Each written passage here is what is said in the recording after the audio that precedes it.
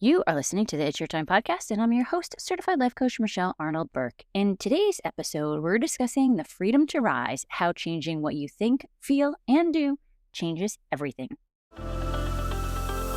Welcome to the It's Your Time podcast, the podcast where busy professionals like you get the practical solutions and support you need to gain control of your schedule so you can strive to be the best in your career, but without the stress and overwhelm.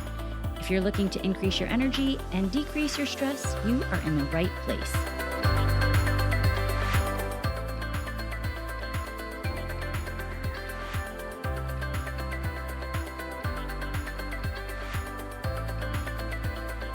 Hello. Welcome back to the podcast, friends. Okay, so it is the week of 4th of July, and every year we talk about freedom, about flags, fireworks, cookouts, all the things. And I love all of that. But today, I want to talk to you about a different kind of freedom, the kind that doesn't come from anything outside of you, the kind that actually requires you to do something a little uncomfortable. Because here's the truth, and I say this with so much love, most of us wake up every single day, think the same thoughts, feel the same feelings, and do the same things, and then wonder why we have the same life. And that's not like a personal flaw. That is literally how your brain is wired. That is neuroscience. So today, episode 390, we are going to talk about how to change it. And I'm going to get a little bit more maybe personal than usual because I think that's exactly what this episode calls for. So let's get going. Okay, here's the thing about this episode. You know how I typically do a book or a mentor or spotlight someone who has made a difference in my life every 10th episode. And as we're approaching 400, I wanted to do something a little different today. Instead of spotlighting one person, I want to pull back the curtain on the whole journey, the mentors, the tools, the frameworks, the deep work, all of it, and show you why I believe what I believe, and honestly, how all of it became the RISE method that I'm now using. Because I think sometimes when you listen to a coach, there's this assumption that they just, I don't know, figured it out. Like they came out of the womb knowing how to manage their mind and regulate their nervous system and trust themselves. Maybe. And I want to be really clear because that is not this story. This work, I needed it, all of it, and I still do every single day. So I think this is going to be really useful for you wherever you are right now because we all do this together. All right, let's start with the foundation. The thing that I come back to over and over again, whether I'm coaching someone through a tough quarter or a personal issue or working through something in my own life, it's this: think, feel, do. Most of us are operating on autopilot. We wake up and before we're even out the door, before we even have had the coffee, the thoughts are already running. I have so much to do. I'm behind. That conversation yesterday was so weird. Did I say something wrong? How am I going to hit my number this quarter? And these thoughts create feelings, anxiety, pressure, that low-grade buzz of not enoughness that so many high-achieving women carry around like it's part of the job description. And those feelings, they drive your actions. They drive overworking, over-explaining, saying yes when you mean no, staying stuck in the same patterns even when you desperately want something different. And those actions, those results reinforce the original thoughts. And the loop just keeps running. Same thoughts, same feelings, same actions, same life. Dr. Joe Dispenza talks about this. He says we are literally firing and wiring the same neural circuits every single day, which means we are biologically keeping ourselves in the past. Your brain is running a program that was written a long time ago, and unless you consciously interrupt it, it will just keep running. And then Brooke Castillo, really she is where I got started with all of this. If you don't know her work, she's the founder of the Life Coach School. It's where I got certified, and she broke this down in a way that genuinely changed my life. She calls it the model. The idea that your circumstances are neutral. It's the thought that you have about this circumstance that creates everything else, the feeling, the action, the result. And I remember when I first really sat with that because what it means is that we are not victims to what's happening around us. We are the creator of the experience that we have in life, which can be terrifying, honestly, and also maybe some of the most freeing work that we can ever learn. And it's so funny. I remember vividly sitting with my girlfriend at her restaurant and telling her I was heading to certification. And she was like, "What do you mean your thoughts create your reality?" And I was like, "I'm not really sure, but I'm going to find out." I really had no idea back then how powerful we all are. And the thing is, your reticular activating system, your RAS, is literally filtering reality through the lens of your beliefs. It's exactly why multiple siblings can grow up in the same household and have completely different experiences. If you wake up believing, for example, that the day is going to be hard, your brain will scan the environment and find every single piece of evidence to confirm that. It will find it every time. The good news, and this is the neuroplasticity piece, is that those patterns can change. New neural pathways can be built, but only if you're willing to do the uncomfortable thing, to think a thought your brain doesn't fully believe yet, to feel a feeling that's unfamiliar, to take an action before you actually feel ready. That's where the growth is every single time. Okay, so let me take you on a little journey here because I have had the most incredible teachers over the years, aside from Brooke, of course, and I want to show you kind of how each layer is built on the one before. So let's talk about layer one, learning to manage your mind. Like I mentioned, Brooke Castillo and the model, that was my foundation. And the core gift of that work is this: you are not your thoughts. You have thoughts. And that tiny gap of awareness between what happens and how you respond to it, that is where your power lives. That is where your freedom lives. And I also love Jen Sincero. She came in and also reinforced, maybe from a little bit different of an angle, more of the "you are a badass and it's time to act like it." And what I love about her work is the reminder that the life you actually want is available to you.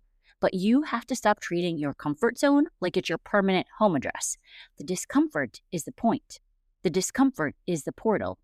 So let's move on to layer two, identity and belief. This is where it gets really interesting because I started to realize that managing your thoughts isn't just about positive thinking. And you know, I always say that. This is not rainbows, daisies, and butterflies. Sometimes it's the most uncomfortable work that we do.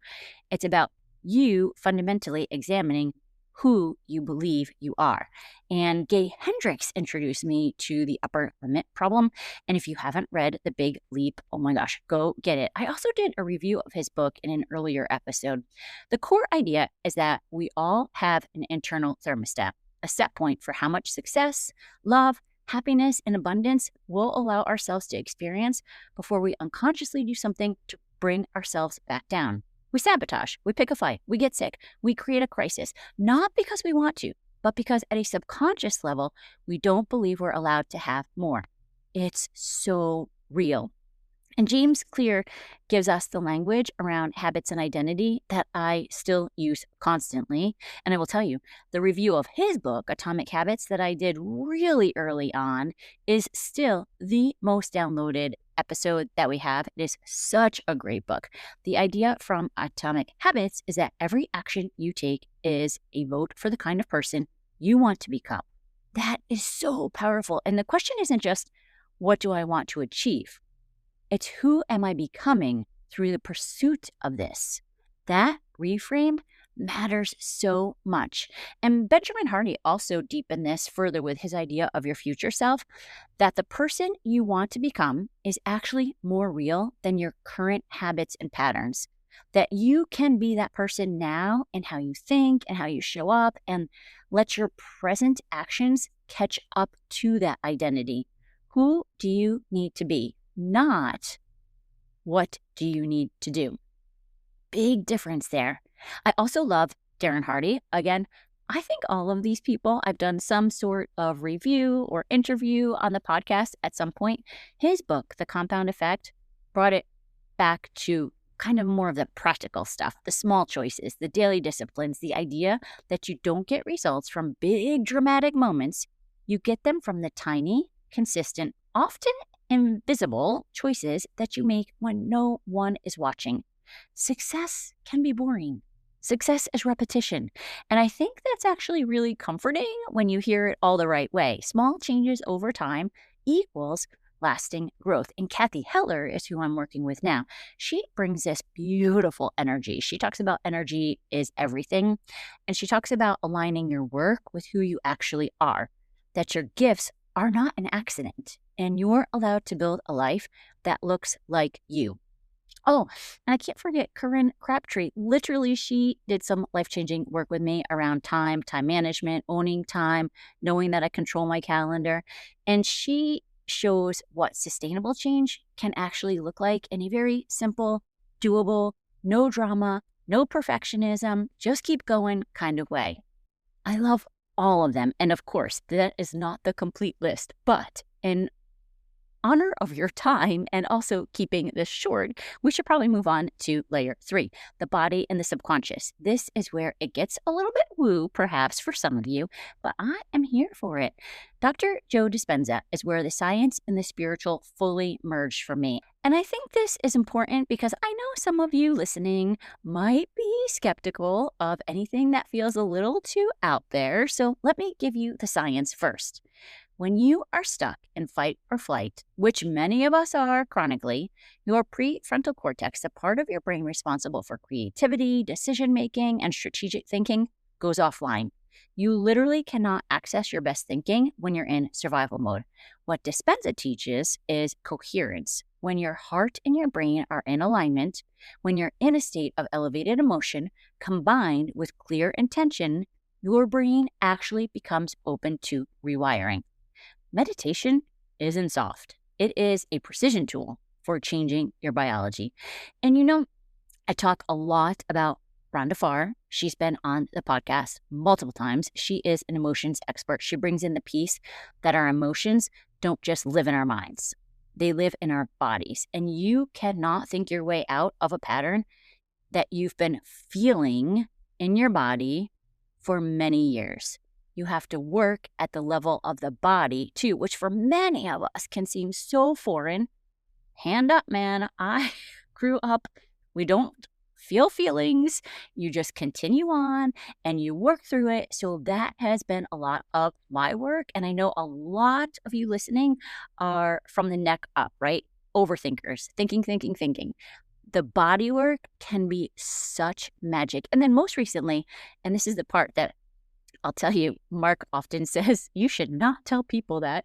I've been doing some hypnosis with Penny Chase on, and she, again, was on the podcast as well. She's a hypnotist that I've been working with, oh my gosh, for a while now. And I think the podcast was just a couple months ago.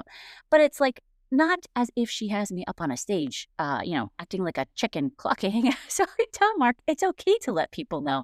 It's doing the subconscious work for faster results. It allows your nervous system to drop into a deeply relaxed state where your subconscious is genuinely open to new programming, not just intellectually agreeing that you want to change, but rewiring at the root level. And that's where the deep stuff really shifts. Oh, and also IFS. This is one of my most recent modalities that I've been doing. It's a therapeutic model that helps you understand the different parts of yourself. It's internal family systems. So the part that procrastinates, maybe the part that people pleases, the part that self-sabotages, right when things are going well. And the key insight in this is those parts are not your enemy. We all have multiple parts to ourselves. They are protecting you. They learned to do that a long time ago when you needed that protection. But you may have outgrown that need and they haven't quite gotten the memo yet. So it's all just so fascinating and it's all evidence-based. This is neuroscience and it has changed things for me in ways that journaling and goal setting and even coaching alone couldn't quite reach. I still do all of those. I still journal every day. I still set goals.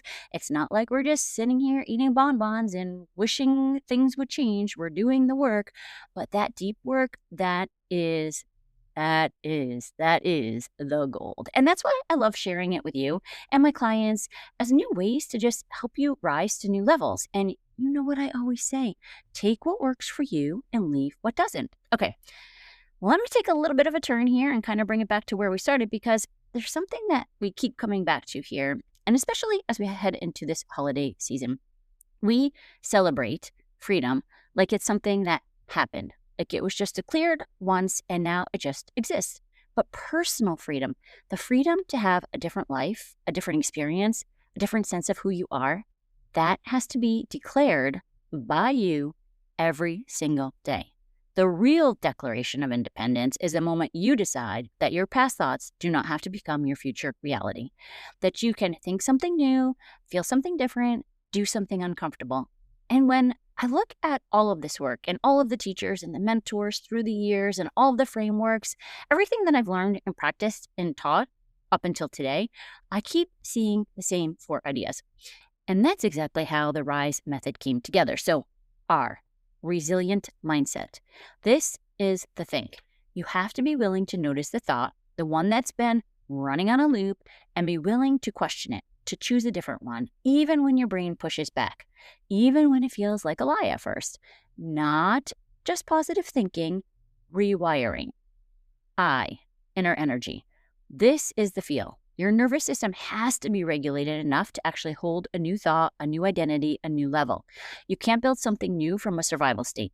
This is the coherence work, the body work, the IFS work. You have to actually feel a new version of yourself before the evidence shows up. And S, success strategy. This is the do. Once your mind and your energy are aligned, the strategy becomes clear and it becomes sustainable, not frenetic, not white knuckling, not frantic, not grinding through exhaustion. It's intentional, inspired action from a regulated place. And E, empowered self-trust. This is the freedom pillar. This is you trusting yourself enough to act before you have all the proof, to rise into the next level before you feel completely ready. James Clear would say, every vote matters. Darren Hardy would say, it's the compound effect of those daily decisions. And Benjamin Hardy would say, becoming that future self now. And here's the thing that I love most about this framework and about this whole conversation today.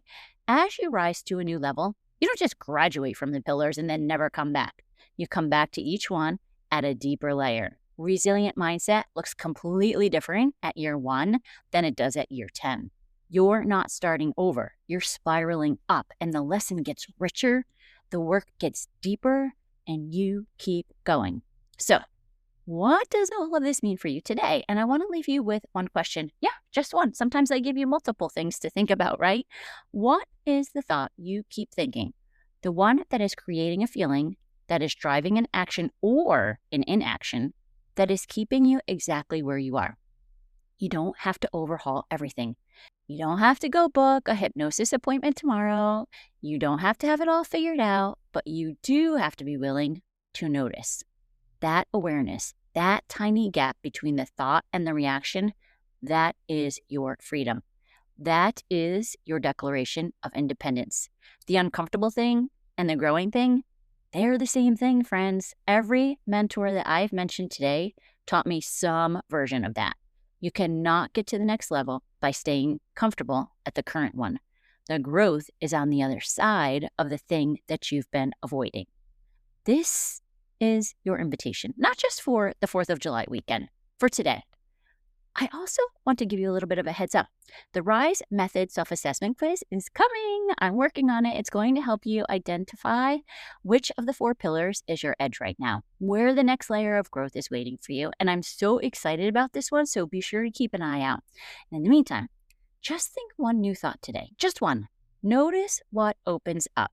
Okay, friends, episode 390. Wild that we are here, and episode 400 is coming.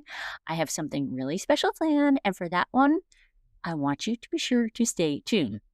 If this episode hit home for you, share it with someone who needs it. Leave a review. It genuinely helps the show grow and helps me get the message to more women who are ready for this. Thank you so much for being here. That's what I have for you today. Let's meet back here next week. But for now, lead your life with intention because it's your time.